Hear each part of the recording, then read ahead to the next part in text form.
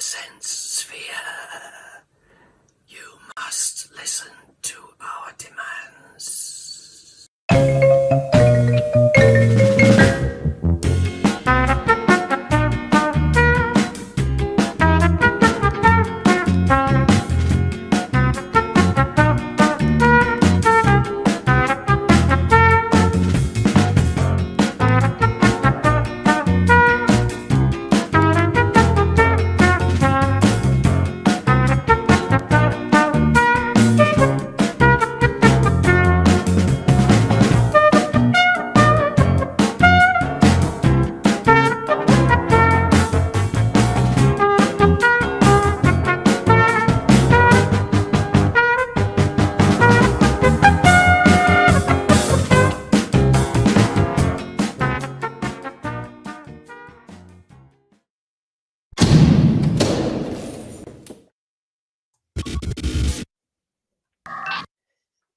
Well, hello.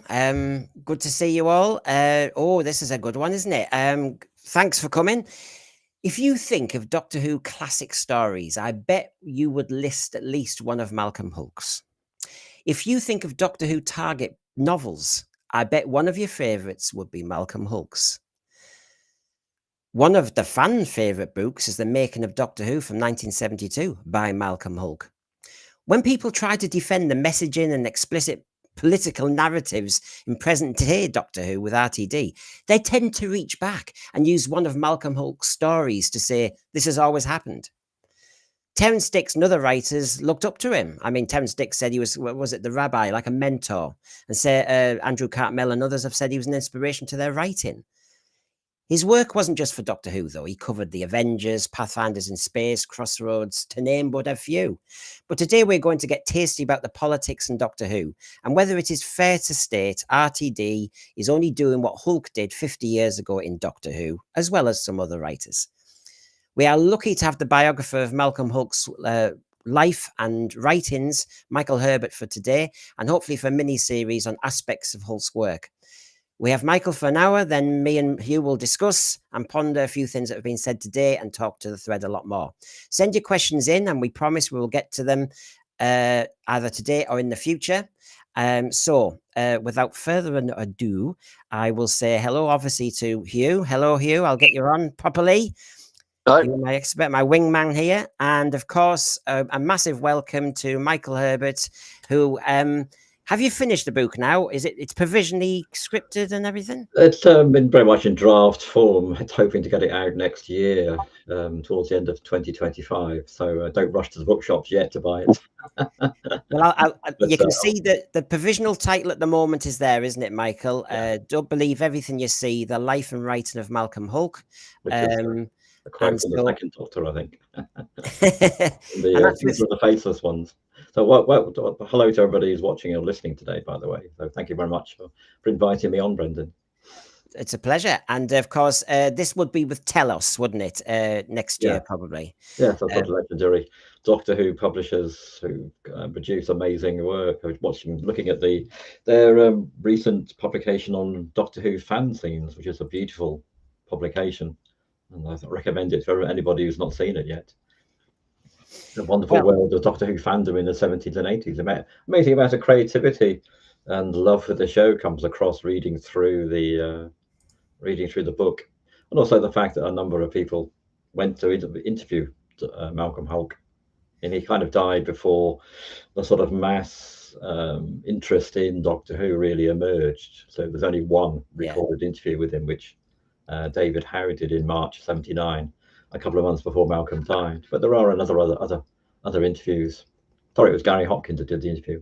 David Howe also interviewed Malcolm and a number of others. Well, if I'll put the title up again in another way and ask you provisionally just why you came up with that title, Michael. What don't believe everything you see, the life and writing of Malcolm Hulke. What does that reference?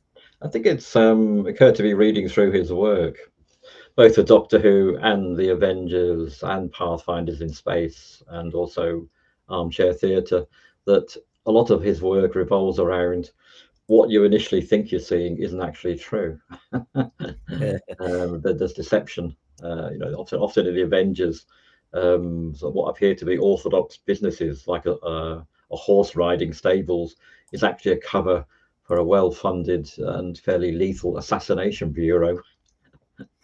And a business selling rifles in Intercrime is a cover for an international European-wide criminal organization which robs banks and kills people. So there's a whole series, and the same fact in Doctor Who, that obviously the faceless ones, what appear to be a company of taking young people on holiday, the chameleon tours, there's actually a cover for an alien invasion, and so on. So I think it's sort of illusion, deception, not trusting necessarily what you see is something the Doctor says quite a lot. Yeah, I mean, which is tremendously topical. No. Well, yeah, I mean, and I was going to say, I mean, my go-to is Invasion of the Dinosaurs, where you had that illusion effect where you didn't quite get what you saw. It made a nice, tasty 6 parts. You were heading in one direction, then you got a surprise. But that happens in a lot of his stories as well. I know if you. The other thing I noticed, Michael, is that when you look at, say, the Silurians or the Sea Devils, he makes his apparent villains quite three-dimensional. They have a backstory, they have a context, they have a motivation. They are not baddies necessarily, are they? No, they're very much sort of the same as the humans, actually. He said that if you're talking about politics, then politics refers to relationships between races or between peoples. It doesn't matter if the peoples involved are reptiles; they're still people in a sense. So he doesn't. The only time he really writes sort of black and white, I'd say, is in the War Games, where the aliens, whose name we never learn, whose home planet we never learn the name of, they are the bad guys through and through. But in most of his other stories, there are sort of shades of grey, and there are sort. You could argue that the Silurians perhaps are right. That the humans had stolen their planet, or at least they had a motivation, which was understandable anyway. It was the classic idea, wasn't it? Of we need to all get on. We need to share. We need to be diplomatic. We need, negotiations. The third Doctor was always telling the Silurians and the Sea Devils try and talk, equally telling the humans try and talk, and that kind of feeds into what we know about Malcolm Hulke with the politics as well, doesn't it? I suppose that. Yeah, I think very much. I mean, there's in two of his one of his Avengers episodes, Concerto, the John Steed and his opponent Zelenko, the KGB operative, work together because there's a kind of common threat. So that's again about him sort of trying to get beyond the kind of Cold War binary of East against West into something a bit more interesting. And he has the same idea he wrote one episode of the Danger Man series, which people might remember. And it's called Parallel Lines Sometimes Meet, and he's on an island in the Caribbean.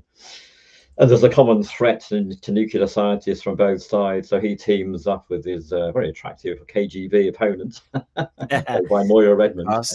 And they sort of unite against, again, a common threat from the guy on the island who's been kidnapping the nuclear scientist because he wants a nuclear bomb of his own. So again, he's trying to get beyond that kind of East-West cliches of the kind of James Bond era or other similar kind of John le Carré novels as well.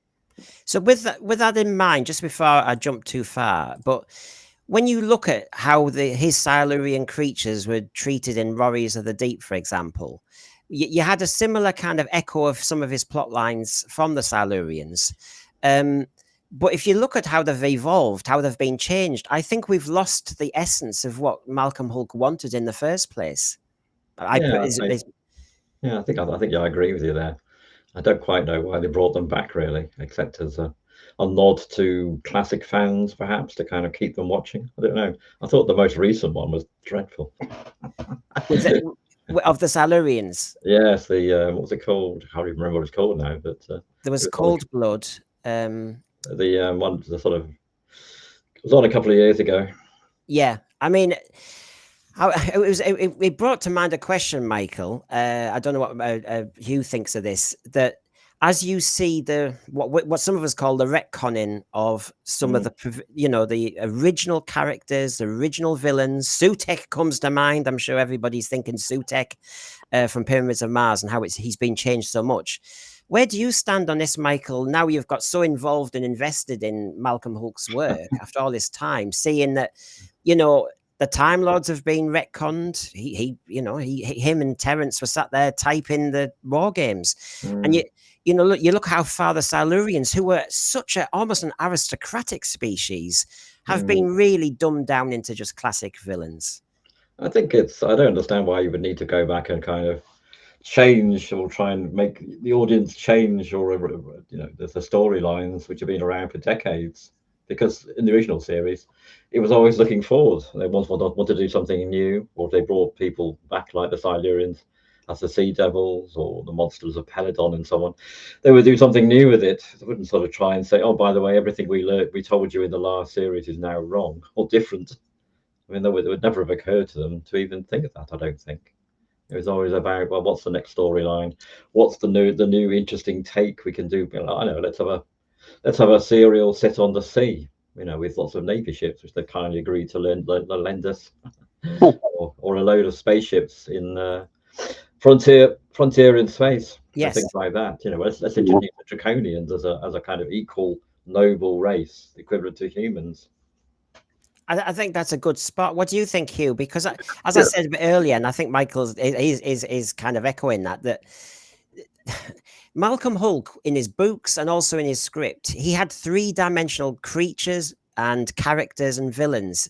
I mean, and villain, I think I'm going to put in speech marks, because he made us see the other viewpoint. I mean, when you read the Cave Monsters, you got the viewpoint of one of the Silurians, didn't you? Seeing the world about to be, Oh yes, they got names Octel and Morka and so on. Yeah, that's one of his great novels. I think the aspect of it that to me is shown here is generally in the new series, when we're talking about politics, it's not complex. It is very simple. It's black hat, white hat. To be fair to Chris Chibnall in terms of Cold Blood, I think there is an attempt to create the different sort of factions within the Silurians, but then that as we go through New Who, that gets less and less. The big thing for me is that Who was political and did have certain messages, but it didn't have this. It didn't have a hammering in a simplistic message. And it was about complexity, and particularly in Hulke's writing, that there is something which, given the fact, sort of like if people don't know, he was a member of the Communist Party, but given that, you could show, I think, pretty much all of Malcolm Hulke's programs, and you wouldn't get he was a member of the Communist Party.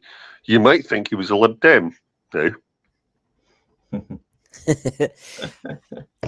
I mean, but this is the point, and actually, Michael, you were talking about, I've just put the Sea Devils up to show how they have evolved or regressed as well, and taken them away from where the Sea Devils were originally structured and crafted by Malcolm again. I mean, Malcolm made... Sea Devils is my launch pad into Doctor Who, Michael, and the Sea Devils, to me, you had the Chief Sea Devil. I remember there was a whole load of them down in that sea base, and there was a kind of respect for them. You actually felt sorry for them, that they were going to be attacked by UNIT, etc. And that's masterful writing. And yet, when I saw them in Warriors of the Deep, and obviously I'm not even going to go further after that, but when you saw them then, they've been diminished.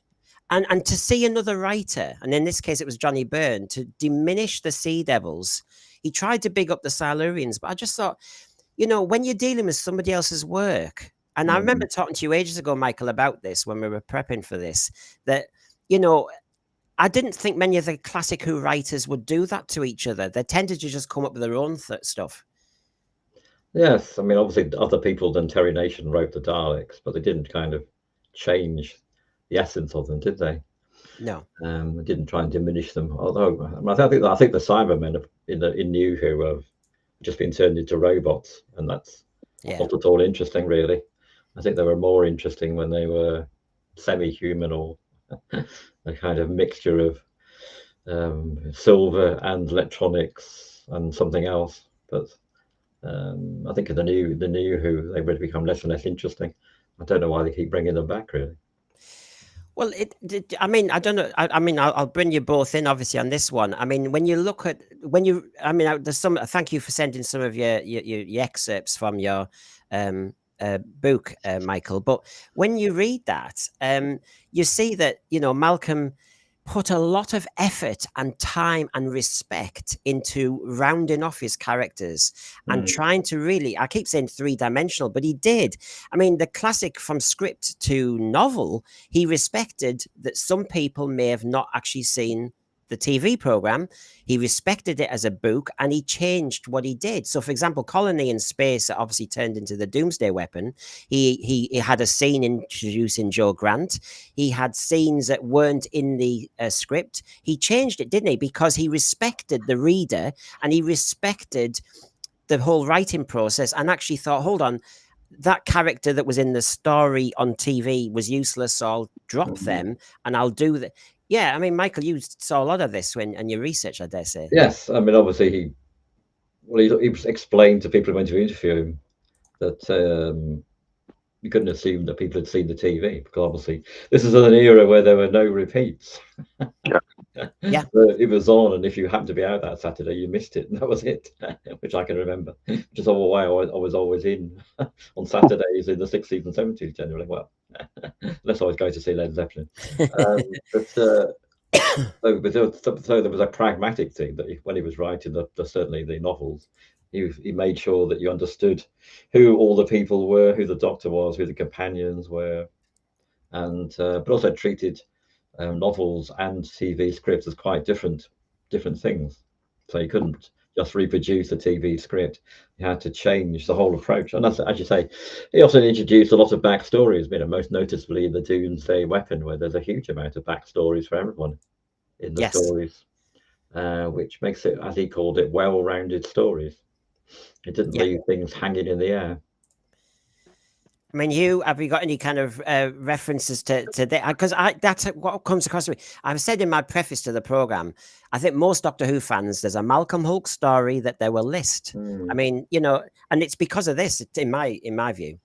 Yeah, I mean, I think this it's interesting because obviously he wrote the book in terms of how to write for TV, but I think that's a deep understanding about also why the difference between writing for TV and writing the novels are. And it's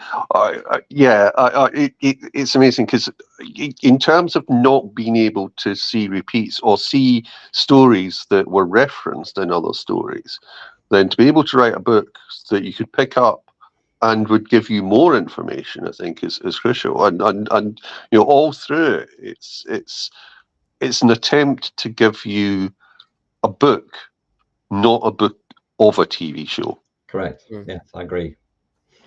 That's very much his approach to everything he wrote. I mean, his Crossroads novels, which I've read, are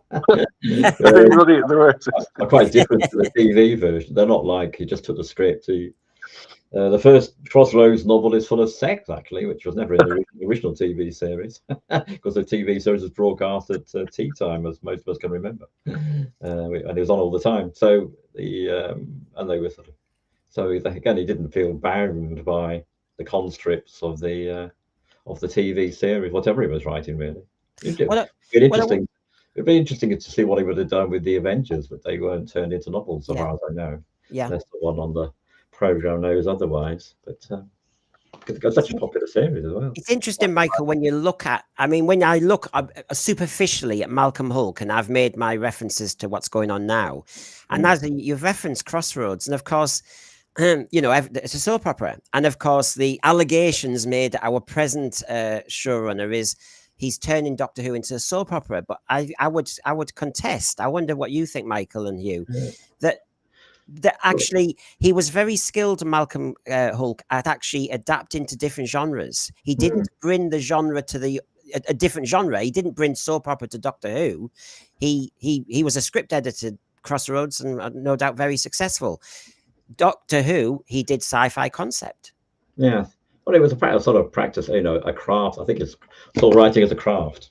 So that what comes across in everything I read about him, that he approaches it in a very meticulous way, and also very good at meeting deadlines. So I did an interview with Richard Bates, who was a producer on a Blackman era of the Avengers, and he said that it got on very well, even though Malcolm had been in the Communist Party, and Richard was in the sort of public school boy. But they had a very practical approach to getting the scripts done on time and producing a show that people wanted to watch. And I think that comes across in the making of Doctor Who in his book on writing for television. It was also involved in Unity Theatre in the 1950s, which was a left-wing socialist theatre of ordinary people, and he was involved in that, and he wrote a book, a sort of pamphlet about explaining Unity Theatre to its members. So again, it was about demystifying the craft, recognizing that it was a craft, but it was a craft that with a lot of work and hard work you could perhaps aspire to get involved with. And he also used to run writing workshops, so kind of writing schools for people who wanted to get into writing. So he's very keen not to kind of be a writer, then kick the drawbridge away. Yeah. He wanted to say, well, this is something that you could perhaps do yourself if you work really hard, and here's how you might do it. Now, give us a tasty morsel here, Michael. Right? I don't know how this surprised me. I didn't. It wasn't well known to me, so I was quite intrigued by this. That in part of your book, you talk about the two kind of missing stories, so to speak. So, of course, we're talking about, everybody, season 1. Doctor Who's just started, and actually, you show me in your excerpts that David Whittaker had been talking to Malcolm Hulke from the very beginning of Doctor Who, really, hadn't he? Yeah. Well, Malcolm knew Sidney Newman from working for a TV series, Pathfinders in Space, which is broadcast in 61 and 62. So a science fiction story, almost a kind of prequel to Who, really, about, this is hard to believe now, but a British a British expedition to the moon and to Mars and Venus, all shot in a studio in Birmingham. But it was very popular. And so he knew Sidney Newman. So when Newman moved to BBC in the spring of 63, and they were starting work on Doctor Who, then Newman sort of mentioned it to Mac at a meeting, I think, and then David Whittaker followed it up. And he was asked to write 2 storylines, and they were quite advanced. So one of them was about set in Britain around about 408 AD, as the Romans were preparing to leave Britain. So they've been in Britain for about 300 or 400 years.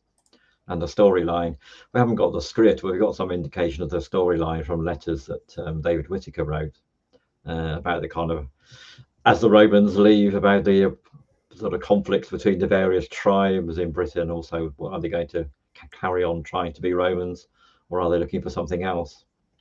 And also one called the Mirror Planet, where they land on a planet which seems to be identical almost to the Earth, but there are kind of differences: 4-leaf clovers, birds fly backwards, and so on. So both were kind of explored by the BBC in 64, 65, but never actually, in the end, proceeded with. He was asked to drop the Roman one because they also did a story about the Romans that. Yeah, it was interesting, Michael, because it said they said the Britain 408 AD looked as though it was about to be parked where, in the end, ultimately Sensorites was, because they had Unearthly Child, Daleks, Edge of Destruction, Marco Polo, Keys of Marinus, then the Aztecs, Sensorites, then the Reign of Terror for season 1. And I think in the notes that you showed me that Whittaker and Verity Lambert had been talking, saying there's too many historicals in season 1 now. The balance is wrong. And so his story on Britain 408 AD had to be moved. And of course, as you said, later on, they did the Romans anyway. So that was parked. It was interesting when you showed me David Whittaker's notes on saying there were too many factions, actually. It needed simplifying.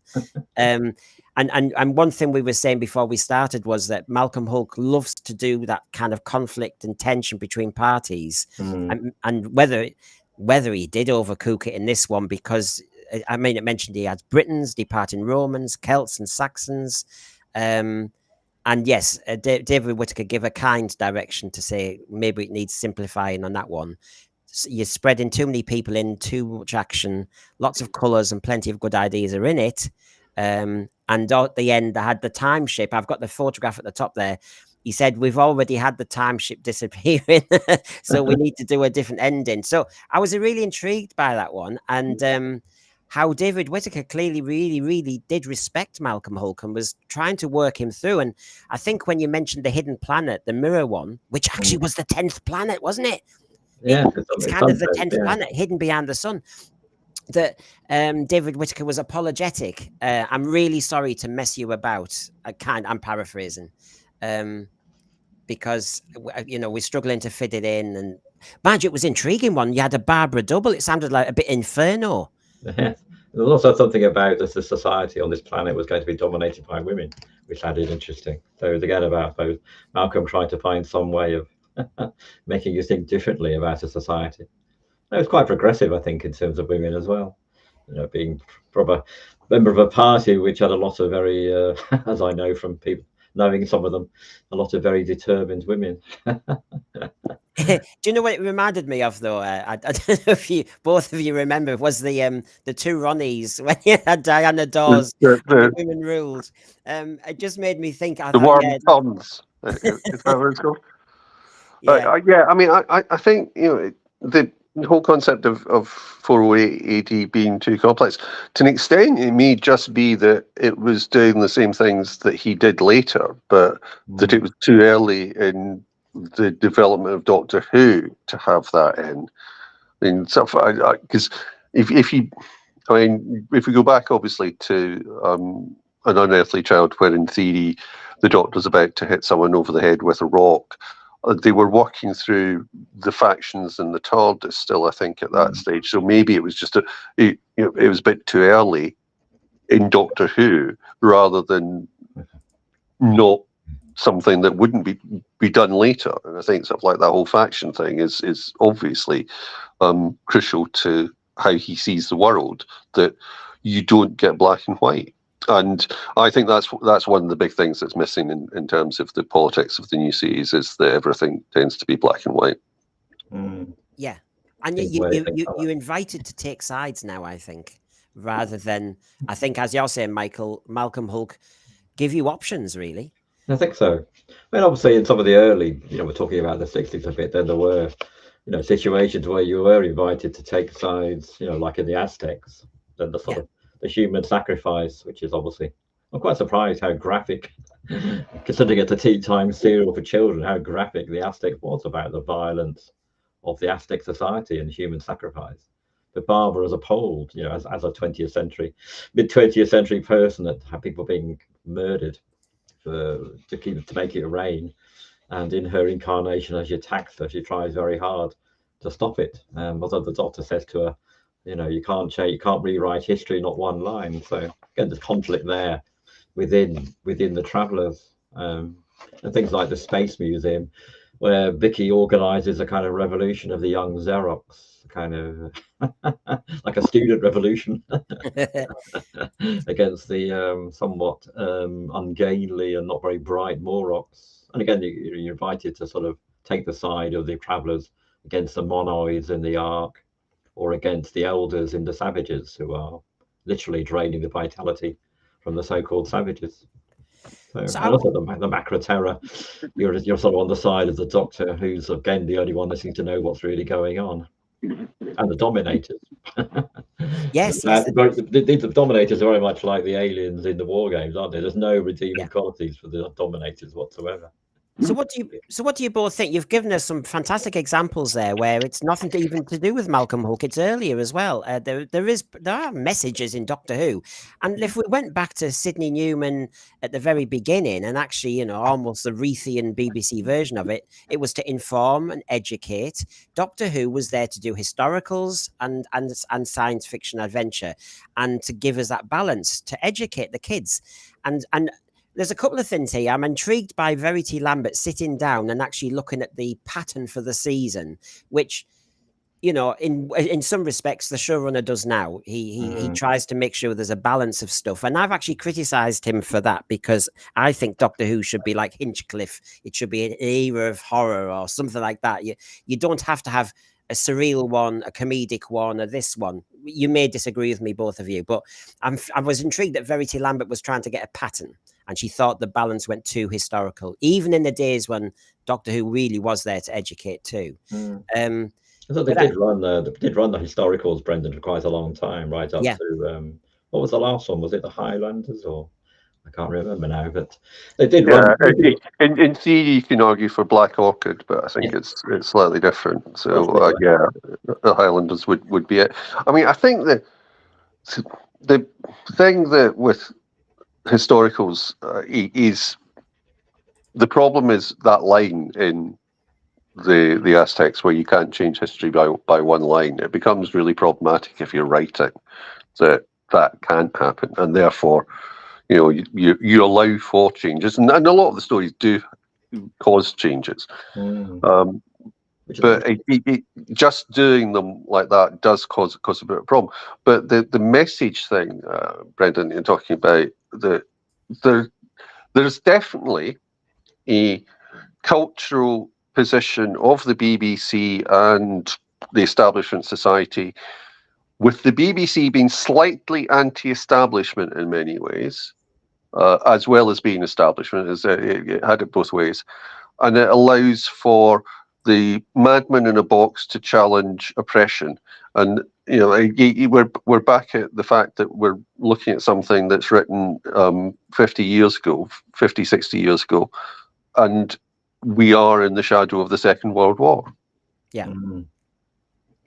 Yes, very much so. So it had only finished 18 years before Doctor Who started. I mean, I don't remember it because I was born in 55, but obviously for the generation, you know, my parents' generation, my mother was an evacuee, as were millions of other children during the war. A lot of people either writing or performing in Doctor Who. You know, Patrick Troughton was in the Navy, as was John Pertwee. I think Robert Holmes was in the army, and quite a few other people as well. So in some sense, that conflict between Britain and Germany framed their childhood or their adolescence. I was going to... Yeah, to me, in the 60s, you know, it seemed like it might as well have been the Romans or fighting the Carthaginians. Storyline which has never been used, by the way. Yeah, I was going to throw in just to kind of throw some items out there before we look at some real classic, Malcolm Hulke writing. Is, you know, if you put a Malcolm Hulke prism on present day Who, so this dot and bubble where you had this world of youngsters who basically were ageist, seemed very superficial and narcissistic, and then right at the end you had a scene where you suddenly see the Doctor in the flesh, and you get this very, very explicit racial messaging. Nothing wrong with, you know, trying to talk about racial tolerance. That's not a problem. It was just how it was done as a writer. And I thought, like I said, Malcolm Hulke, and I'm trying to think of circumstances where it was subtly put in. Sometimes there was just a line. Butler in Invasion of Dinosaurs, you just had the line that he saved a kid when he was a fireman. You just had little lines thrown in, so you didn't have this black and white. And like I said, this is really just saying this is all wrong. And I don't know. I just think, for example, it's just so subtle now, and I find therefore it's patronizing the audience that we can't work it out. And I'll just do one more example at the moment. The Space Babies had the bogeyman at the end, and the bogeyman he had to save, but the bogeyman had no motivation. The bogeyman had no context. The bogeyman didn't really exist as any entity other than a name.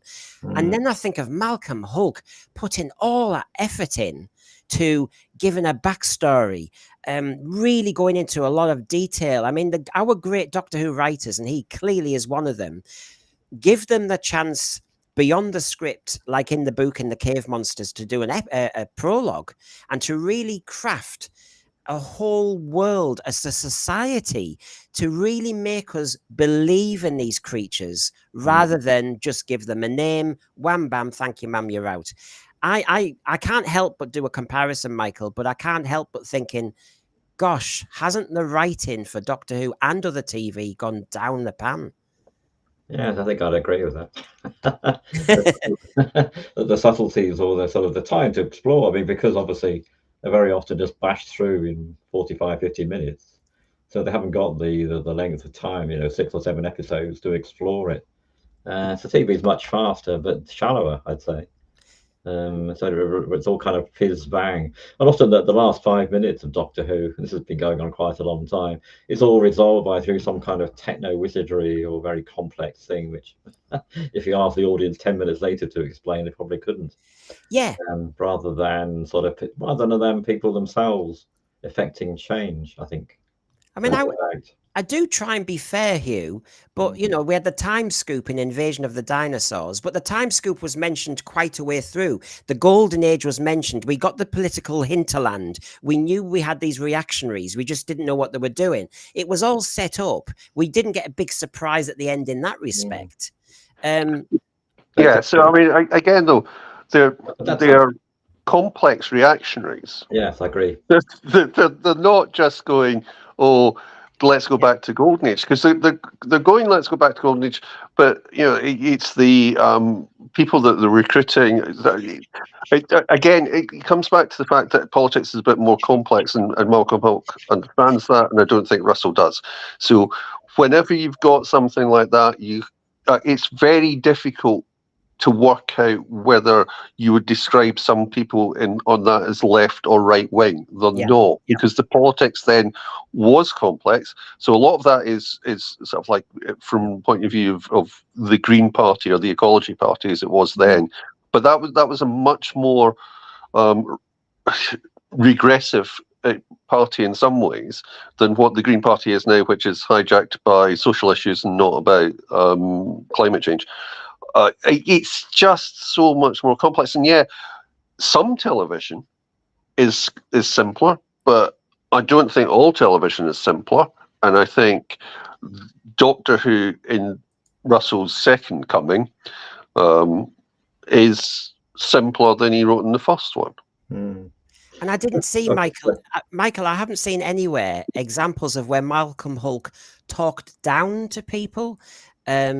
No, I think he always respected his audience. Just on the Invasion of the Dinosaurs, I was just looking at my notes here, and obviously one of the key scenes is the sort of when Mike Yates pulls a gun on the Brigadier and the Doctor because he was revealed to be part of this conspiracy of politicians and scientists who want to return the world because of the environment and population and overpopulation. So the Doctor says, you know, he sympathizes with his ideals, but this is not the way to go about it. You've got no right to take away the existence of generations of people. And then he says, take the world that you've got and try and make something of it. It's not too late. Which at one time I was thinking of it as a title for my book because I like that quote. Yeah, very much Malcolm. What they say. It's the classic evolution, not revolution. Yeah, and I think it'd be kind of moved beyond the idea that there was going to be a communist revolution in Britain. Yeah. But I remember, Michael, you were saying in one of our chats, we were talking about that our suspicion now is that there is an echo chamber in places like the BBC and Disney, whereas Malcolm Hulke, they knew he was a communist, a member of the Communist Party. The BBC might have been seen as left or this or that, but it was actually a bigger mix, wasn't it, of the writers, etc., that Barry Letts and other producers would seek out. I think, the BBC was a huge organisation. I mean, it still is, but I think they very much left the people at the top, unless there's a huge controversy, as there often was, particularly over things like Play for Today or Wednesday Play. But things like Doctor Who were just left to get on with it, really. And nobody bothered to ask to see the scripts or anything like that. And one of the things that Richard Bates said when I interviewed him about the Avengers was that they just kind of made it. Nobody asked to see the script, and he said there's so many layers of bureaucracy, and everybody from the kind of tea girl to the director general, whatever, the CEO of the ITV companies or whatever thinks they know how to make TV, whereas I think in the 60s it was left to people who kind of knew how to do it and could get it. You know, the Avengers turnaround was 2 weeks. You know, from a first read through to 2 weeks of rehearsals to recording it on the Friday night. And this is the kind of model for Doctor Who at the time. It was like 2 weeks, which then they nearly went crazy trying to do that for 26 episodes. So I think TV has become much more what's the word, layered, I suppose, almost by people, and therefore much more bland, perhaps. Well, it's been laid. My suspicion is it's been laid by, as you've really been referencing there, Michael, that interference from the top. Now we know in Doctor Who circles, 70s and 80s, we've got examples of that. But I mean, I know what you mean. Real interference now in what they want as a product. And so my suspicion is, just like we get weaker politicians now who you know, can survive any scandal because basically they have to be kind of blancmange beige characters, really. You get stories that don't go anywhere, and they just have a little message at the end. Whereas, yes, over 7 episodes, Silurians, Ambassadors of Death, you could really sit down, develop, world build. As you say, there wasn't interference from the top, so they basically, in essence, as long as it's a blooming good story, they can get on with it. And I just think that's being missed because these chief executives seem to think they know what a good story is, or they know what a good program is. And as I've always contested you, the BBC have never known what Doctor Who is good at.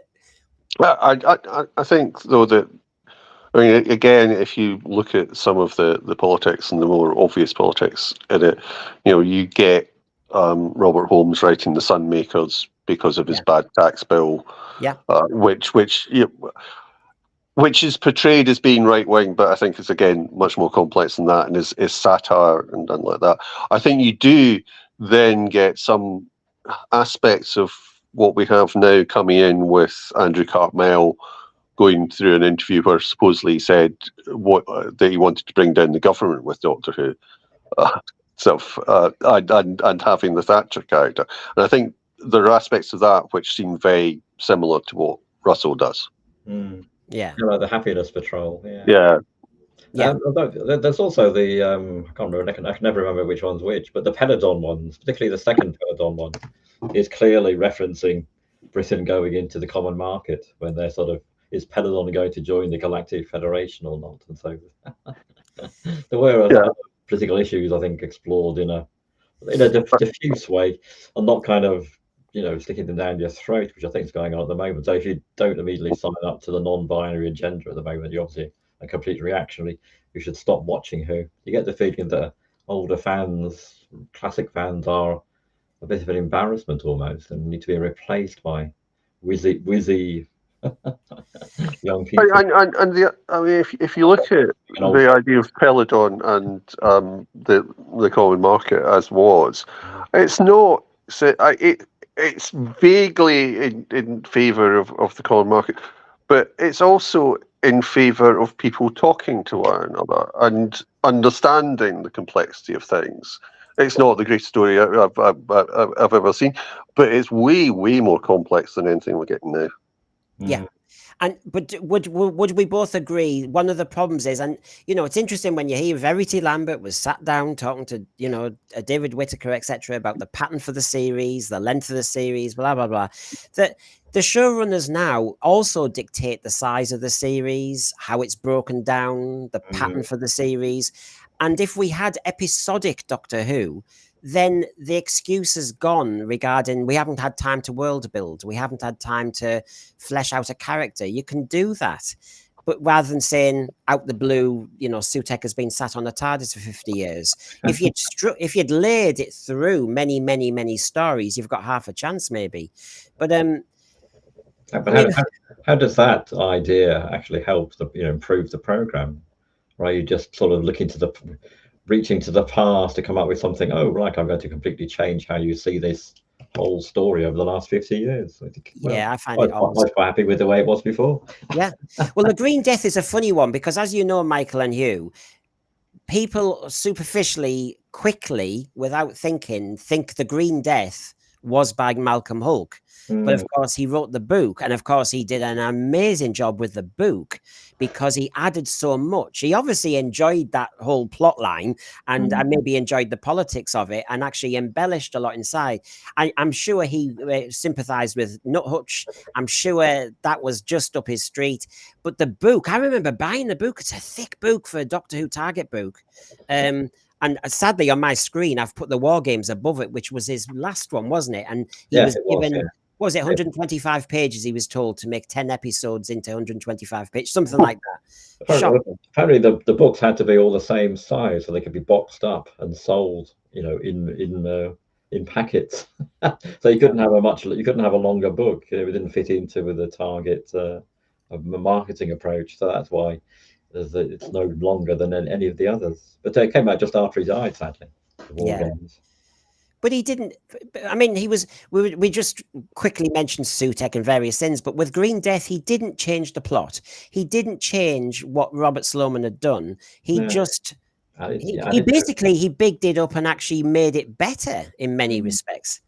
Yeah, so you get the whole viewpoint of one of these slugs in the nuthatch when it kind of wakes up and looks hungry and looks around for something to eat. So I think it's one of my favourite bits of Malcolm Hulke writing, the slug. But again, it's about the slug being sluggy. That's its driving force, hunger. Yeah, I'd forgotten that. I mean, there are so many layers, aren't there? I have to say that's. I mean, Hugh, what's your go-to regarding the Malcolm Hulke, regarding either the book or the story? I know you. I mean, I love Invasion of the Dinosaurs as a story because I just think it is so complex. I love Silurians. I think as a book, oddly enough, you're right. I think it is the Green Death that sticks out, and I think that's possibly because he brings so much more to it, having not written the television series, and it gives it a much more bigger depth. But again, just thinking about it in terms of yes, I think he is on the side of Nuthatch. I think we're on the side of Nuthatch. Nuthatch are also the type of people who might have wanted the regression to Golden Age in Invasion of Dinosaurs.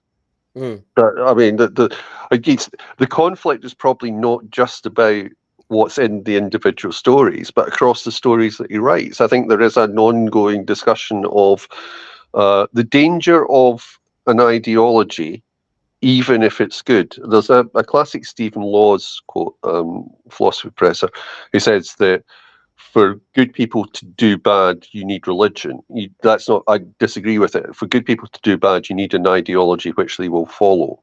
And that's what happens to Mike Yates. And the ideology is no different to what happens in the Nuthatch. It's just that he's gone further along. And I think, again, if you overlay Malcolm Hulke having been in the Communist Party, out of the Communist Party, back in the Communist Party, and the issues with communism and supporting actions of Russia, USSR in the 50s and 60s. If you are an intelligent person about ideology, you know that's the problem. And that, again, is feeding back into the Second World War and into the Nazis and the fact that the Germans went along with it, because not all Germans are bad people. I mean, I'm struck when I look at War Games now, I mean, it's a fantastic yarn, and I know it was meant to be a six-parter. We know the story. But when you look at the War Games, it is a great, I mean, I'm an English teacher, as you know, Sassoon, I've taught them all, the World War I poetry, slagging off the generals, slagging off the way they were treated like cannon fodder and pawns. And you watch the War Games and you actually think, do you know what? There's the message again. The generals at it, playing games, and I think that's the level of that lovely layering. The message is there if you want it. It's a damn good yarn if you want it. But it's clearly anti-war. And I think you said it was referencing, oh, what a lovely war, Michael. Yes, I think that's one of his inspirations, I'd say. And also the documentary about nuclear war, the War Game, which was never shown. Peter Watkins documentary, which I recommend if people haven't seen it. It's on the net, I think. Obviously, possibly his drama Culloden might have been the inspiration for the Highlanders, thinking about it. I can't remember which one it is now, but again, very influential. And also, so it's 1964 was the 50th anniversary of the First World War, so there was a huge series which ran for about 100 years, called The Great War, where they interviewed survivors of the war, which was broadcast on the BBC. So, but I think the War Games is perhaps, in some sense, his masterpiece, I think, even though it's churned out very quickly. And there's a lot of the Doctor's captured. Oh no, he's escaped. Only captured again. To try to fill in some of the gaps. But I think if you watch it one episode at a time, rather than as a block, it will still works very well.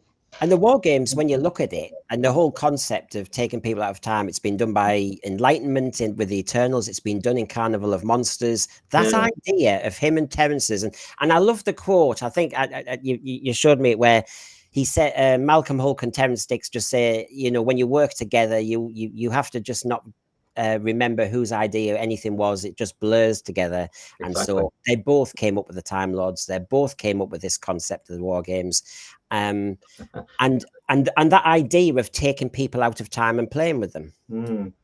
Which was it occurred to me this week that another inspiration for it might have been a novel by Fred Hoyle, who some of you might remember as a science fiction writer and scientist, very well known scientist. In the 50s and 60s, he wrote a novel in the mid 60s called October the 1st is Too Late, where suddenly different eras of society suddenly appear on the earth at the same time. The Athenians, the First World War, America in the 18th century. So that might have been another inspiration. Yeah. I don't know whether Terence and Malcolm read much science fiction or just came up with ideas themselves. I think Malcolm said it's always good to have an original idea, but doesn't always necessarily have to be your idea. Yeah. I'm going to bring in the thread for the first time, really, because to be fair, they're making some great points. If you or Michael wants to respond, you can. I'll just kick a few through. Raymond Williams, hello. Fortunately, we had script editor Terence Dix to go over Hulk's scripts. Terence monitored his work without having to alter too much. Very good friends, as Malcolm had mentioned. Mentored young Terence. Peter Harrington. Yeah, they were good friends, but Terence did his job. Regards. Yes, it wasn't. I think they're making a Chibnall RTD point, aren't they here? That, you know, I will leave the Timeless Children alone, even though it's not well structured. Melanie Weston, good to see you. I do not mind if they want to put messaging in Doctor Who. It's just how it's written in I have a problem with. Plus banning on about all the way through. Yeah, we know Star Beast pronouns and everything. You can see, Michael, this bothers Doctor Who fans of many years, of much time invested. Wayne Parsons said the notion of Sutekh being on the TARDIS all the time. It's an interesting one. It suggests the enemy has been along for the ride all along.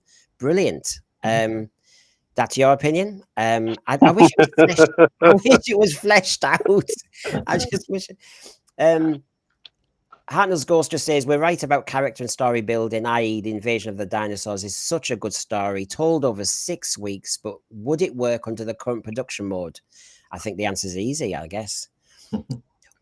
I think perhaps it wouldn't work in the same way.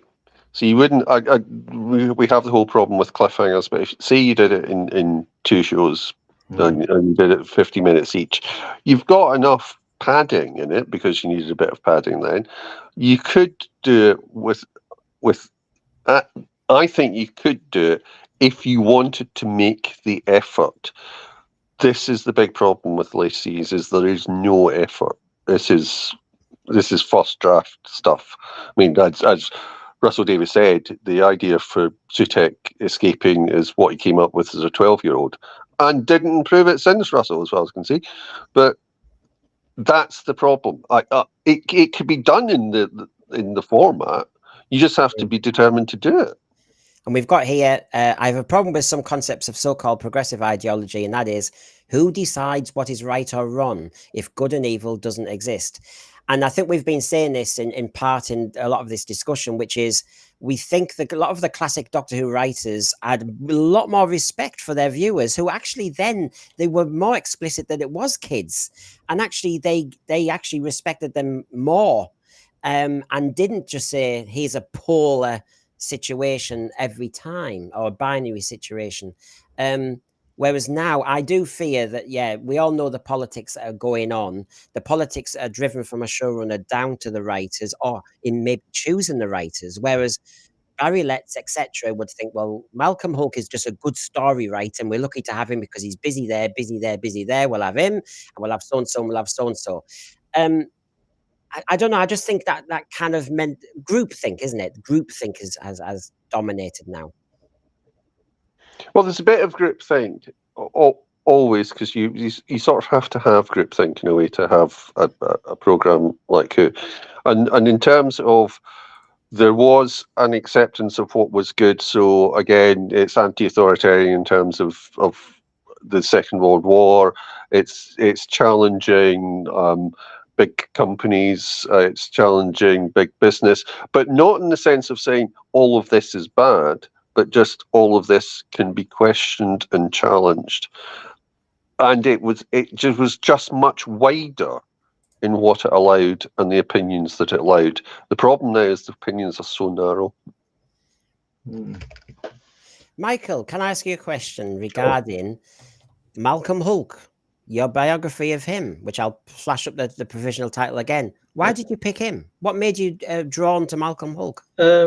Because well, I've been a long-term Doctor Who fan since '63, because I'm so ancient,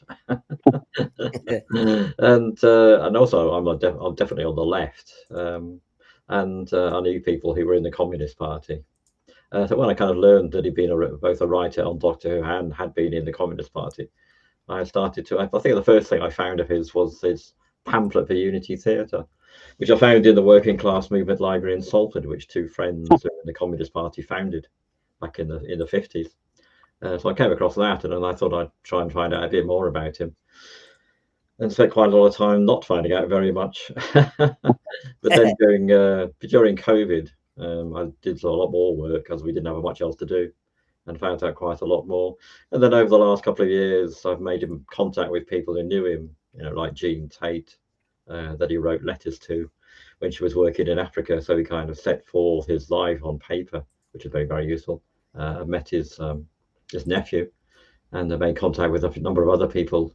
And also recently I spoke to Richard Bates, who worked on, now in his 80s, who worked on the Avengers with Malcolm.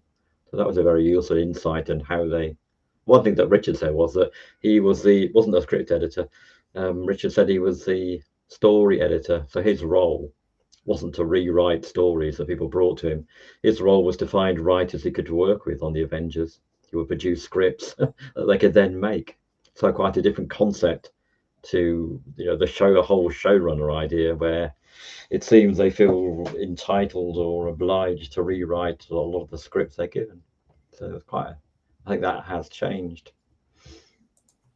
So I think it's kind of, as a writer, he seemed to be very interesting, and his work was subtle and not a kind of agitprop thing. So that's what interests me. When you've looked at it all back, Michael, as you've gone through it, and I know you're a Doctor Who fan as well, of course, but where do you think his strongest work is across his whole field of, where do you think his strongest work is? I suppose obviously his work on Doctor Who is what he's best remembered for, but I think if people take the trouble to look at his Avengers episodes, I mean, they're really interesting. So again, worth revisiting, definitely, because within 45 minutes, you've got quite very clever plots with a twist, and Pathfinders in Space is worth watching as well. Yeah, only one of his armchair theatre has survived, as I read the script of some of them. Again, there's an armchair theatre that survived called The Criminals, which starred Stanley Baker, by the way. He was a rising star in the 50s. Gosh. And basically, Stanley Baker plays a criminal. I can't remember his name now, but he hijacked this meeting of business executives and says, "Well, I got your wives being held hostage, and what you've got to do is help me dig a tunnel to rob a bank." So these very respectable businessmen, within 10-20 minutes, have turned into bank robbers. And at the end, the criminal gets killed in the tunnel. One of the businessmen runs off with the money. So it's about, you may think you're respectable, but actually we're all potential criminals.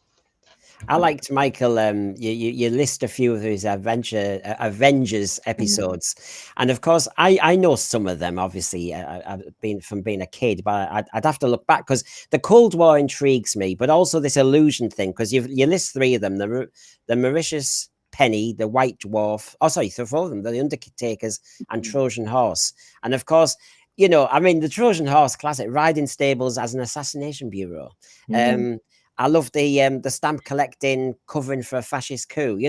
This is great stuff, isn't it? Yeah, so I commend, if you like his work for Doctor Who, I definitely recommend our free viewers and listeners. Sound like Mary Whitehouse now, don't I? Viewers and listeners to seek out his other work, which is still available. the Avengers, obviously, and try and get beyond not just watch the Diana Rigg era of the Avengers, but the Honor Blackman ones, which are obviously black and white and a bit murky, but very tight, because they were all shot in an evening. As was I think that underlines why in the current format you could do those stories, because the current format isn't that different from the Avengers. They're 4 or 5 minute stories. There is an overarching thing, but I mean, really honestly, I especially in the earlier ones, it's even less defined than, because you have different characters coming in and out. It's less defined, so you can get. I do not see why you can't do it with a bit of effort and good writing. It'd be interesting to revisit that era of TV. Well, they did try it actually a couple of years. I think when BBC Four started, they did another version of Ava Andromeda, which they shot live, filmed live. So it's nowhere as good as the original, sadly. And I think they did the first Quatermass one as well, didn't they?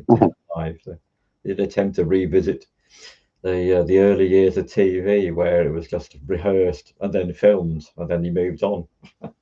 And there's no time to look back to decide, oh no, let's completely recast the entire history of our series just as we can. There's probably a program, Brendan, in sort of looking at the influence of Nigel Neal on Doctor Who, because it's huge. Yeah. Certainly, and people in the thread, send us ideas, send us questions that I can put to Michael in our mini series on Malcolm Hulke's various works. This is just our kind of palate cleanser, so to speak, just to get us going. But I'll give you another sample of his kind of clever of his writing, were the one of his Crossroads ones, which I got hold of, because a lot of them have been white, but one of his has survived. One of the things he used to put, when he did this book about writing for television, he would go out and talk to writers groups around the country, and one of his favorite quotes was from Raymond Chandler, that when in doubt, have someone come through the door with a gun. And in this episode of the Crossroads, which quoted in entirety, it's like in a kind of sitting room with a couple of characters, and at the end, this guy comes through the door with a gun. But this is it, because his educational background, as I think he said himself, to get on TV, to be writing prolifically so many scripts and novels, and yet his background was quite humble, wasn't it? Yeah, it's very ordinary. I mean, his mother, well, he never actually went to school, and his mother was a bit of a reprobate. But she lied to him about his origins, but yeah, they moved around a lot, him and his mother, because they were always one step ahead of the debtors, and she was all running up debts, and bailiffs were always after him, so they're always moving address. So in his early years, he spent all his time with his mother and her companion Booty, and so he kind of was like spent a lot of time with adults, which might account for perhaps his grown-up approach to writing. As a child or as a teenager, he started a family bulletin in 1938-39, which he would sort of type up and circulate to members of his family. So he was quite keen, even at that point, to be. It was always very keen to be a writer, and he succeeded in an era where, luckily, after 1956, when ITV started, there's obviously a whole channel, a whole series of companies who need drama, and that's, I think, one of the sad things about current TV is the complete absence of the single play, which has been killed off. You've got endless series which just go on and on and on. But those kind of regular, theatre 625, 30-minute theatre on BBC Two, Play for Today, Play of the Week, Play of the Month, Comedy Playhouse, I could go on and on. Those sort of opportunities for a playwright, to get their first script, maybe get a 30-minute play on, then maybe an hour play. All that's gone in favour of endless repetition of police and criminal series. I accuse present Doctor Who as it's dot to dot. It's formulaic. Whereas, as you're saying, and why can't they do this now? I mean, it was much more experimental. The famous story, Steptoe's Son, came from just a one-off. Are You Being Served came from just a one-off. A lot of plays actually just need to be a one-off. So but it's an apprenticeship for writers, isn't it? It's a launch pad for them, and they can take risks. It's a bit like the old days when you had lots of variety clubs, and people could actually fine tune their craft. Nowadays, it seems to be, well, no, that's the formula. And to get on TV, as you say, that the ladder's been pulled up. I think it's much harder now to access TV or any of its forms, because you've got to get through the fact that you've got to prove yourself. Have you had an apprenticeship somewhere? You also have to have the group think. It must be so hard now. But it's appreciated that somebody like Malcolm Hulke was aware of where he came from and was always aware of people wanting to do what he's done. Yes, I think he was quite keen. He was very, in his correspondence, he's always trying to help people, being very helpful to people in all sorts of ways, including Jerry Davis, who seems to have rescued quite regularly from complications. One thing that I found sad, Michael, when I was talking to you, and I haven't shared this with you yet, was because of we were doing Warriors of the Deep recently. We were talking about the Sea Devils and everything, and I asked you, I said, well, who has ownership of the Sea Devils? Because it was his script. I know sometimes the rules were different then. I mean, let's face it, the Ood is owned by who, RTD. He'll make sure he's got copyright of that, and they all do now. But the Sea Devils, the Silurians, these creatures, well crafted, much better crafted than the Ood or anything nowadays. And yet, okay, it was sad to say he died early in 1979. Family wise, I know it's complicated, but we're not aware, are we, that if somebody uses the Sea Devils now, if somebody uses the Silurians now, does anybody from the Malcolm Hulke family have any say, any kind of, It does have a literary estate, Brendan, and that's looked after. I know the woman who looks after it, so presumably any money goes to that estate and is paid out to whoever his literary heirs are, which I know they live in Germany, but I don't know who they are. Not been able to find out. But he had a lot of friends. One of the things, and again, part of his work was he didn't just write in Britain. He wrote in Australia. A series called Wu Binder, about an animal vet, which he went to Australia. He wrote for West German TV, including a series about a German lawyer. And he wrote at least one play for Yugoslavian TV. And so, and also quite a lot of his work was translated and put on abroad. So he's very canny, I think. One script can do lots of different things. I've got a couple of questions here, if you're okay, Michael, because they're interesting now. From Pure Historical, what can you tell us, if you can, about Hulke's co-writer of The Faceless Ones and their relationship? Well, David Ellis, wasn't it? That's not his real name. It was something like David Kirkham. But they met at a Writers Guild. So Malcolm was very involved in the Writers Guild, which was set up in 1959, I think, by Ted Willis and Malcolm, David Whitaker, a number of other writers. The idea was to try and get more money for writers, basically, to get the writing, because without writers, you're nothing. I mean, the slogan of the Writers Guild in his early years was, in the beginning was the word, because without writers, you got nothing. So they wanted the TV companies, particularly, which making huge amounts of money out of advertising, to pay them more money, which they succeeded in getting proper contracts. So I think at a Writers Guild event, he got chatting with David Ellis, and they decided to try and write together. I mean, they've both written for series such as United, a football series long forgotten. And I think David had also pitched Doctor Who. So they decided to write together. They approached Jerry Davis, I think it was, at that point. He wanted them to write something set in a store to start with, a department store. They sort of stuck in a plot line along those lines. And then he kind of came back to them and said, actually, we'd like it to be stopped, to be at an airport. Can you completely rewrite it? So they did. I think they were. It doesn't say in the press that they're intending to work together again, but they didn't. But I think David did write other stuff for TV. If you look on the somewhat IMDb, you'll find out a bit more about him, although it's not totally reliable, to put it mildly.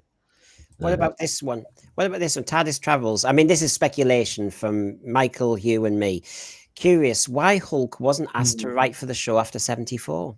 Yeah, that's a good question. Well, at the start, Barry Letts and Terence Dix moved on, so you got new people running it. Who was it? It was Robert Holmes and Philip Hinchcliffe. That's right. Yeah. So presumably they had their own writers that they were keen on, and he wasn't asked to write for it. So after that, he mostly wrote novels which were they sold in huge numbers. The Target novels were very popular. The Crossroads novels sold in tens of thousands. He did write a guide to Parliament, which didn't sell at all, really. People aren't particularly interested in their MPs then or now. Basically, he wrote a whole directory of alternative medicine, listing everything from A to Z about, and again, he sort of saw his future, I suppose, in writing. He was working on a novel which called The Airship, which he spent time in America researching, but never came out. So it's always full of ideas for new projects, and I think also writing novels perhaps was easier than writing for TV, because with TV, you write your script, and then the producers or the director says, "Oh, we've lost so and so actor. Can you write them out? Can you change this? Can you change that? We can't afford this. We can't afford that." With a book, I get the impression that with the Target novels, he took them down there, and then they were printed, and then they sent him a check.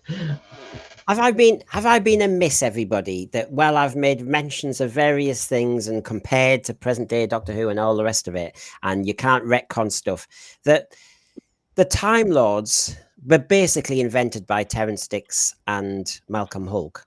And then, as we said, after 74, he wasn't, for some reason, he didn't work again for Doctor Who. But then the issue is, Michael, that the Deadly Assassin really did rework the Time Lords. Now, I can't slag off Sutek and all and what RTD does to Robert Holmes's work and then not reference this. What's your viewpoint on how the Time Lords were treated? They were invented by those two writers. The other thing is, within the Wargame script, they're very careful. They don't rewrite origins and everything. They just call it the home planet. They don't give it a name or anything. They very quietly just invent his species. Yeah, so I think it was to solve a problem, wasn't it? I mean, maybe they'd never expect they would ever be seen again. So they needed to get rid of they needed to get the Doctor in exile, and they needed to get someone to pronounce. So that was the they're these kind of Olympian figures, really all powerful. Yeah. And then obviously with the Deadly Assassin, they become very human. Yes, because Robert Holmes wanted them more corrupt, didn't he? So, I mean, what are you thinking, Hugh? I mean, I'm not a big defender of canon, and I think Michael's right. In that case, it's a solution to a problem. There wasn't an awful lot about them, which it's not so much change as development, and I don't really see that. Given what we've said about Malcolm Hulke's writing and the type of thing that he wrote, that he wouldn't have had them questionable beyond that. And indeed, even at the time, it's sort of like if you watch it, there's something quite uncomfortable about what happens. So immediately, in terms of what you've just watched with the war games and authoritarian figures being questionable, I think there's an inbuilt question as to why these people are any different, and an expectation that they're not. Yes. Well, Michael, I thank you for this opener. The thread's been very busy, and obviously we'll interact with them a lot more next time when we go I don't know, a deep dive into Malcolm Hulke a bit more and pin down a few issues that we really want to explore. If that's okay with you, Michael. Yes, I'd be delighted to come back. So thank you very much for having me on. And thank you, Michael. Nice to meet you. Enjoyed the conversation. Yeah, thanks, Brendan. And see you again all hopefully in a not too distant future. Yes, certainly. Thank you. Have a good day. Okay, bye now. Take care. So there you go, Hugh. That was, I mean, it's interesting, isn't it, to get the background. I mean, how much of that was surprising you, or informed you? I knew about the communism thing. I knew he hadn't particularly gone to university, but I didn't know anything really about the family stuff in those terms. I think a lot of the stuff whenever Mike was talking about what he was writing afterwards, I didn't know anything about alternative medicine or members of parliament. That's a new one. But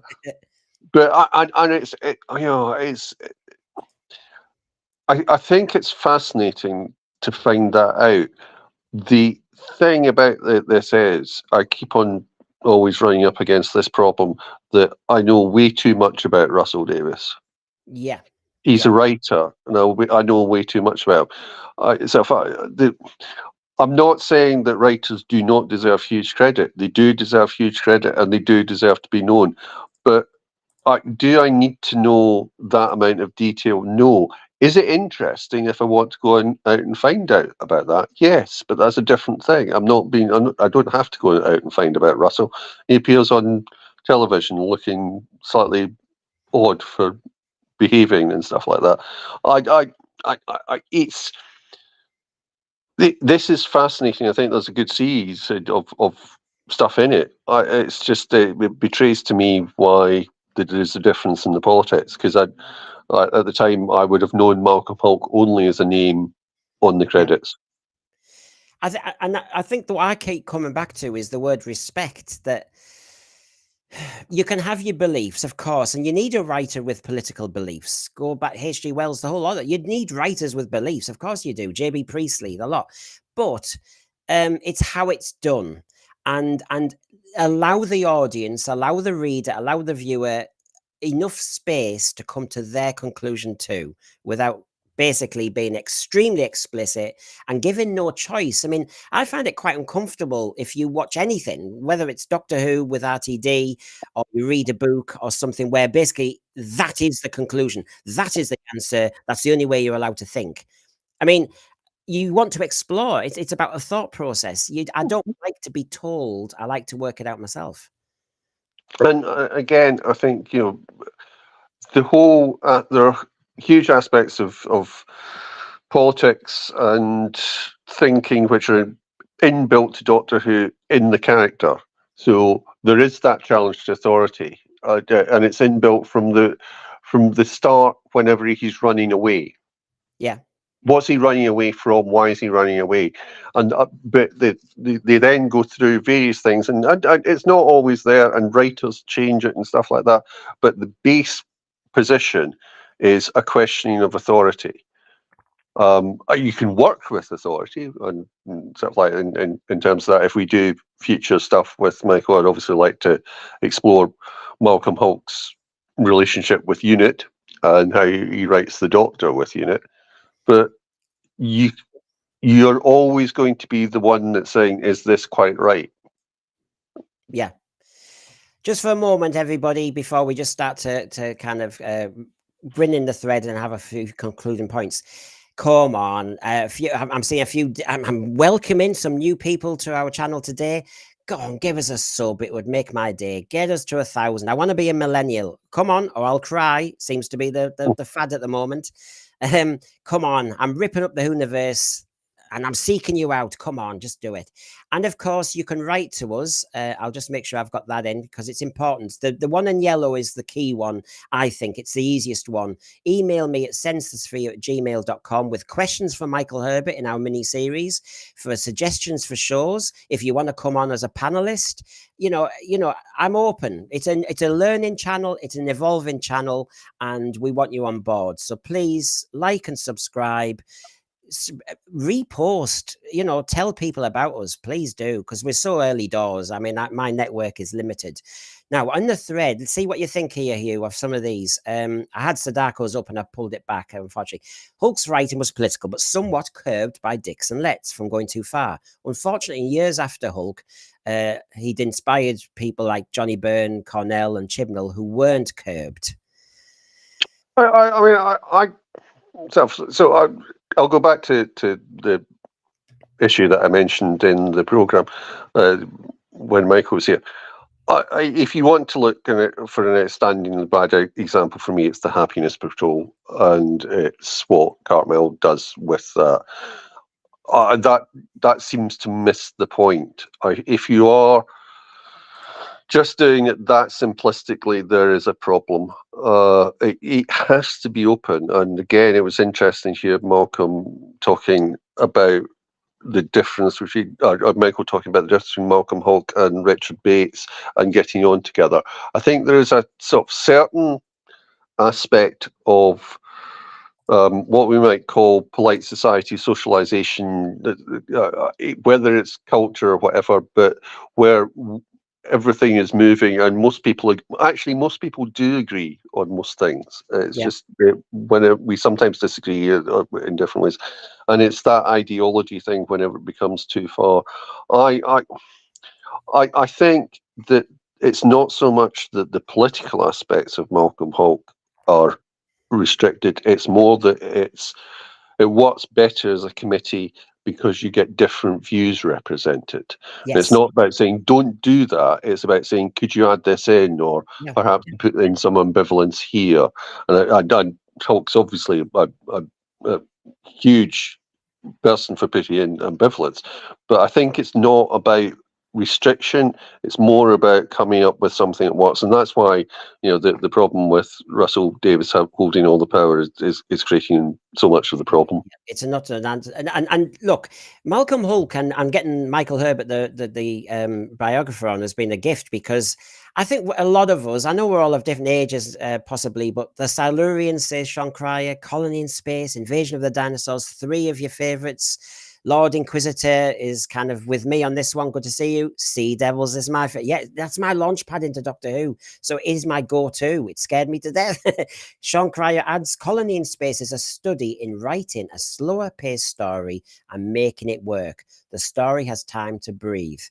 And yes, I can't critique RTD without saying that modern TV, unfortunately, wants everything faster and more formulaic. And I think we're missing something here.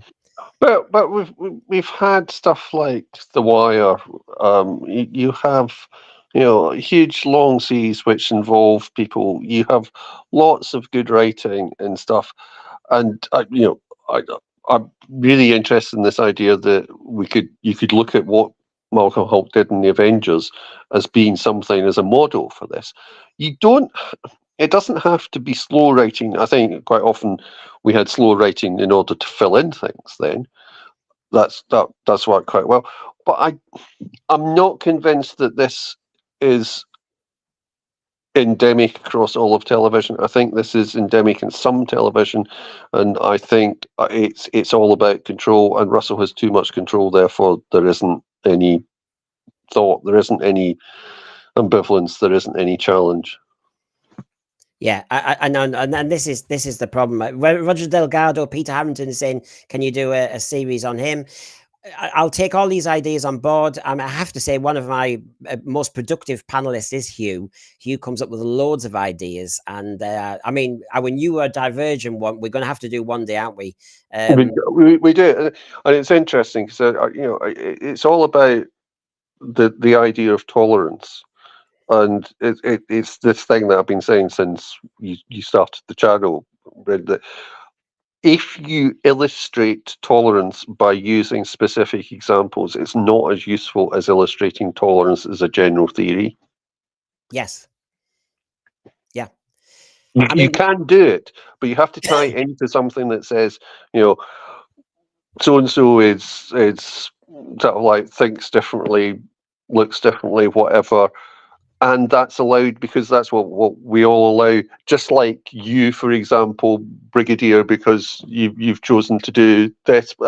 It's got to be more open, or else inclusion becomes exclusion. Yeah, I mean, inclusion should be, evil is very rare at the very fringe of human society or universe or whatever. Most people, even though they might be misinformed, misdirected, there's a hinterland there. And that's why I mentioned Butler in Invasion of the Dinosaurs, because although he was a reactionary and he wanted to take us back in time, he had he was trying to say, in one line, Malcolm Hulke was trying to say he did have a heart. He saved a kid from, was it a fire or something? And he fell through a glass ceiling or something. Just those little touches. He didn't have a scar in the show, but in the book he has a scar, and then it's referenced. Lord Inquisitor. And his aim is good. Yeah. This is the thing. His aim. He has become distracted by the ideology of the aim from saying, actually we're killing 4 billion people at this point, wiping them from history. because he thinks the outcome is good. And whether the outcome justifies the means is a classic philosophy thing and is examined in Doctor Who a lot. And nowadays, the outcome always justifies the means because the outcome's always predetermined. Yeah. Oh, outstanding point there, Hugh. And by the way, loads of people in the thread are saying, "Gosh, Hugh, I totally agree with you. Love what you're saying." They've been saying that all the way through. Lord Inquisitor, even in Green Death, where the narrative is very much against rampant consumerism and environmental destruction, it does not portray the company as a cartoonish megacorp. I suppose you're thinking of, was it Kablam, that sort of thing? Yeah, it's too clunky nowadays. I totally agree with you. But Boss is clearly that by design, since he's a supercomputer. And you've made my day, JWC Reviews, to see you back. It's great to have him on the board again. I've had a few good texts and talks with him over time. JWC Reviews. Peter Harrington's reflecting on meeting Philip Maddock and Peter Purvis on the same day together. Heaven. Gosh, where do you start with that conversation? Oh, I know. Philip Maddock. Peter Purvis, luckily, we've still got. And never know, he might be. I know he was in the Tales of the TARDIS, but you never know. Now they've got UNIT and anybody can come back. Do you agree with that? Do you agree with that, Hugh? That it's a nice way of getting every single character who is actually alive on the human race back? Or would you prefer we didn't risk diminishing Stephen Taylor and all the others? Yeah, I mean, I think if you get people back, there has to be a good reason. To be fair, the best part of the last series finale was Mel Bush in terms of that, but not because it's brought back, but just because it was a reasonable use of someone. I'm not keen on saying, look, we love the show, therefore we brought someone back. If you love the show, bring them back for the right reason. Yes, if you love them. I mean, I have to say, and it's so relevant, and I'm not eulogizing about Malcolm Hulke. From what I've seen, though, and it's true that he's one of my go-to novelists. He's one of my go-to favorite writers in Doctor Who. So I'm sorry, I just speak as I find. And when anybody looks at, and I'm dying to get the biography. The trouble is, it'll be autumn 2025. I think Michael Herbert said it'll come out with Telos. But basically, Malcolm Hulke spent so much time really trying to make every character count. If the character had been marginalized in the program, he will only put them in the book if they've got a role or a viewpoint to share. And when you're talking now, Hugh, about how the current series is, that has clearly gone. That sort of writing and thought and respect for the reader, viewers, clearly gone. Anthony Green here says, Hulke's old school class-based communism contrasted favourably with the new left social liberalism of RTD. He was always political, but never preachy. I'm very much look forward. Yeah, I agree. I think that Telos will do well with that one. That was the point I made earlier, Hugh, to Michael, which was all these writers are apparently on the left, but progressivism is all about the individual, whereas a kind of old school communist or socialist would not be into this, the power of the individual dominating over a whole society. And I found, so RTD, Jane Tranter, Bad Wolf, and that whole team, I think are not in the same position as the classic lefties regarding society, cohesion, unity. Yeah, I mean, I think this classic one played out in many places. Again, it's about, you don't tend to get the societies fixed in New Who, you get individuals fixed, which is a perfectly valid viewpoint in terms of some of the stories, but it's not looking at, it's not a real challenge to society. And I saw somewhere, and I'm not quite sure where Russell Davies had said, yes, I'm definitely a capitalist. Yeah. Well, you can't just be a rampant capitalist and on the left. These things don't quite work. You have to have questions. And I don't think Russell has questions anymore. I think he's just got answers. Yeah, yeah. I've my whole season 2 and 3 is littered with answers for everybody to follow. It is like an edict. I know it is. Dr. Howe, good to see you. I did enjoy Hulk's stories. They feel more adult. I know. Do you know? After this program, I'm so tempted to add. If you had all the time in the world, Hugh, and say this afternoon you just freed yourself for 3 hours from all of life, and I said, which target Malcolm Hulke book would you go to? If I had to, I'd go to the Green Death.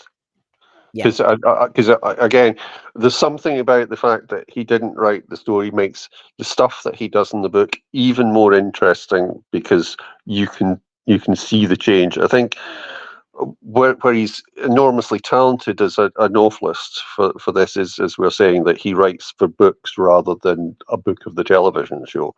But him writing a book for someone else's television show, I think, gives it even more depth somehow. yeah. Do you think? I mean, Lord Inquisitor's saying something here. Now, I've just left teaching, and I find it an interesting point. This because the media executives, Hugh, seem to think.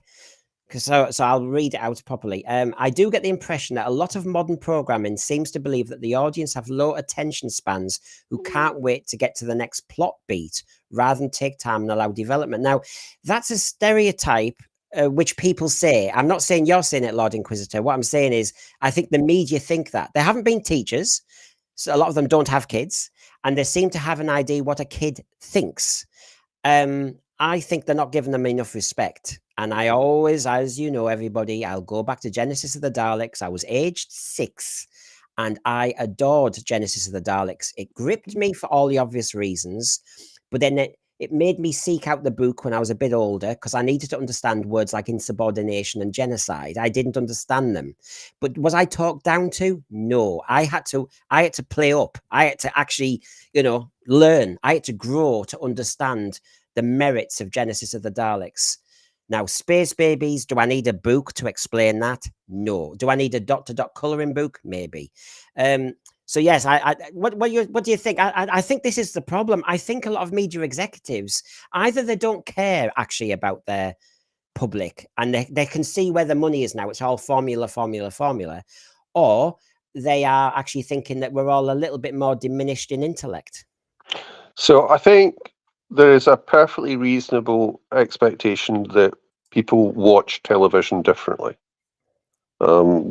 It's now not the sole voice in the room. People are on phones and on computers. They are doing multitasking in terms of that.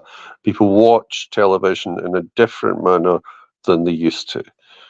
I don't think that necessarily means that you can't have intelligence in the program. To take an example of where sometimes I think it gets it wrong the opposite way, I don't think that you would have the timey-wimey stuff that Stephen Moffat put in for whenever he was show running in a series of Doctor Who in the 60s and 70s, because they'd have said it's far too complex. That only works because you can watch it multiple times, which you couldn't do before. So now I think people can watch it and look at it, and it can be much more shallow, and there is a difference in attention. But the way of watching it is different, and there is no reason why intelligent television is made. It's just, it doesn't have to be like this. And I think Russell actually writes as if people can't or only ever watch it again to say how good Russell Davies is. Wayne Parsons makes an interesting point here. What do you think? West has become comfortable. The zeitgeist has turned from concerns of freedom from to freedom to. RTD reflects this. It's a consequence of entitlement. This is why a threat of war is being built up. So,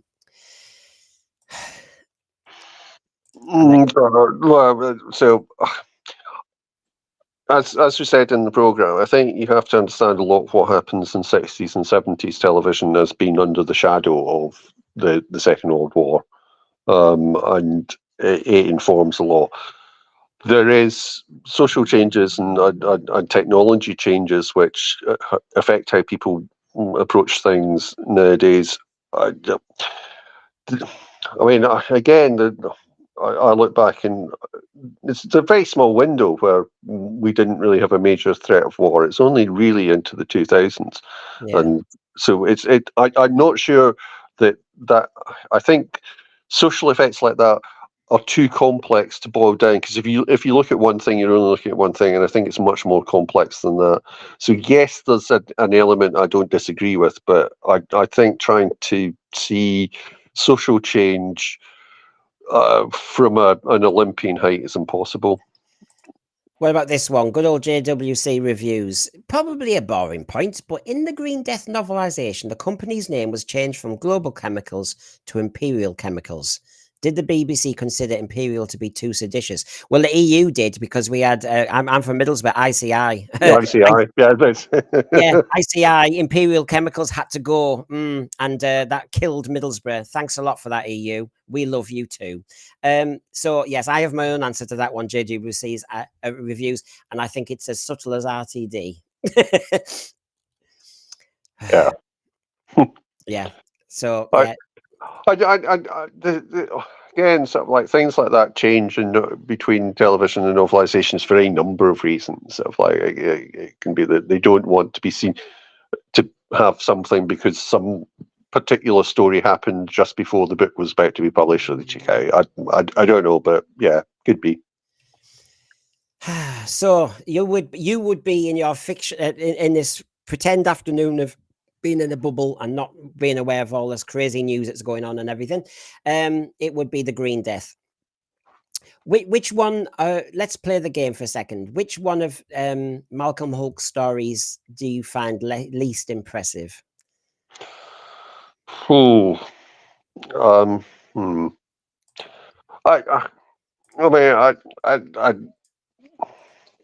It's difficult to tell with the faceless ones because we don't really have enough of it. So that's a difficult one to judge.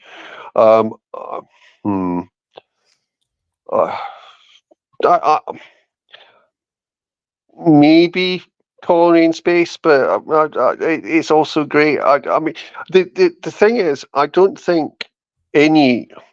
Maybe the War Games is a masterpiece, but I'm not sure. I don't think any of them are on the list of masterpieces. I would say in Doctor Who, but none of them are in the list of I wouldn't watch on a Sunday afternoon. Yeah. All of them I'd watch on a Sunday afternoon. Oh, God. I mean, I have to say, one of my go-tos, we've both shared our love of Invasion of the Dinosaurs, and I mentioned it in a recent program when we're talking about the best unit stories, but I have to say there's something about Frontier in Space. I love the book. I love the book cover. I love the story. The Draconians. I know John Pertwee loved the Draconians. I just love that word. I mean, and it's a bit of a good old, it's a bit Flash Gordon. You know, you're going from there to there. You know, how many spacecraft shots do you get in Frontier in Space? It's a real, what's it called? Yeah, space opera.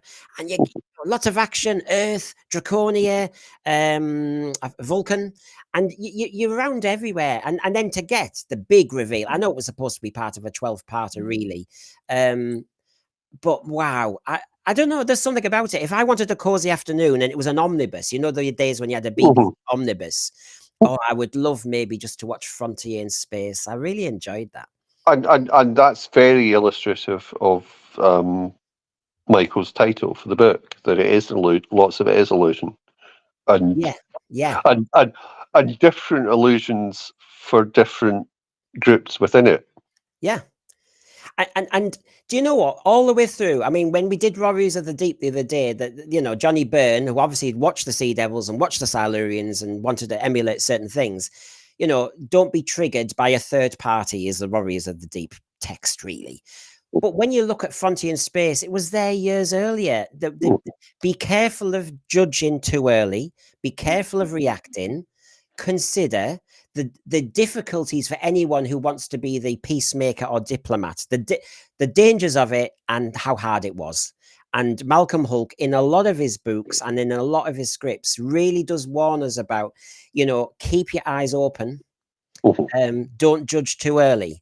Because yes, I think it's good for you to mention. I've forgotten what it was blooming called. That sound you hear in Jo Grant would hear in her ear as they think they're getting attacked by ogrons or whatever it was. I can't remember now. When actually draconians it was. When it was if you were a human, wasn't it? Yeah, be careful. People might be playing you. I love that. Absolutely love that. Again, I think it's obviously what Michael's picked up on in terms of that. I think it's very much. So I think there's a suspicion of authority, as I was saying earlier. So that's what I think. That's why Boss and why global cooperation are problematic. Not because they are evil necessarily, but because they have that much of authority. Yeah, and that runs through that. That's why generals are generally bad. It's because they have power and because they're the ones not being questioned, rather like a certain showrunner. Yeah. Peter's saying he liked Colony because happy memories of Joe's first adventure. As in the book, I suppose, is what we say. People are agreeing with me, Sean Cry, about Frontier. And then there was a point. Did you know this? TARDIS Travels says Frontier in Space was going to feature the Cybermen. Didn't know that. No, I didn't know that. I don't know what. Oh, you give us more details. Send us an email, please. Pure historical, is Frontier in Space also inspired a little by the Manchurian Candidate? Do you think that was more? That was Deadly Assassin, wasn't it? I think. Yeah, I mean but all this sort of thing again. I do wonder sometimes, sort of like we've talked to people who have come to Classic Who through watching New Who, and they go back and watch it.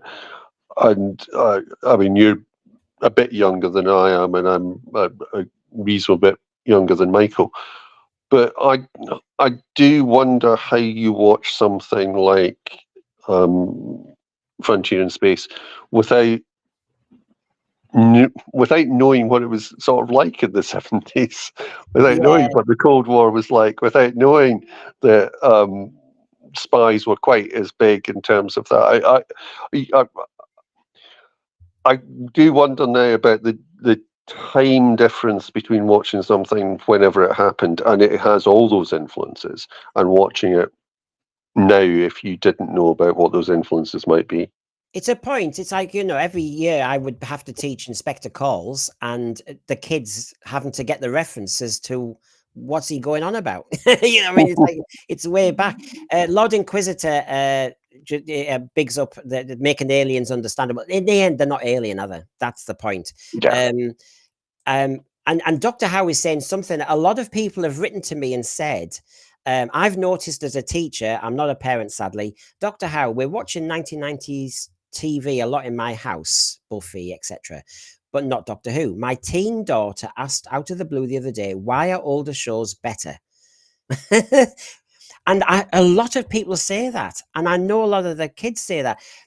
Do you know what? It's almost like a self-fulfilling prophecy. People saying, oh, kids aren't watching TV.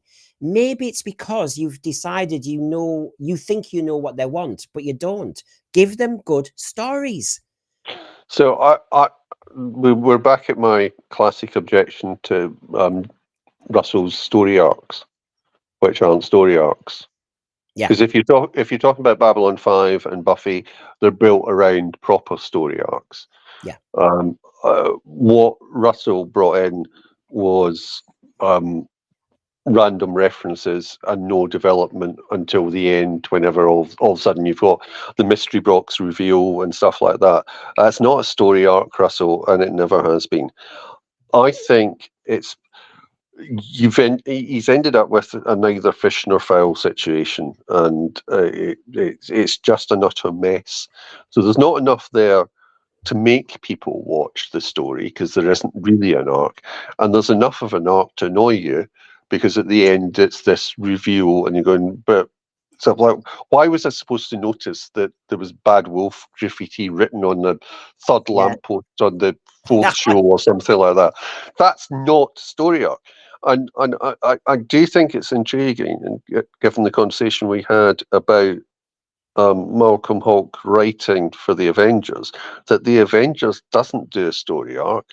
It has lots of intelligent plotting within 45 minutes. It can be done. Yep.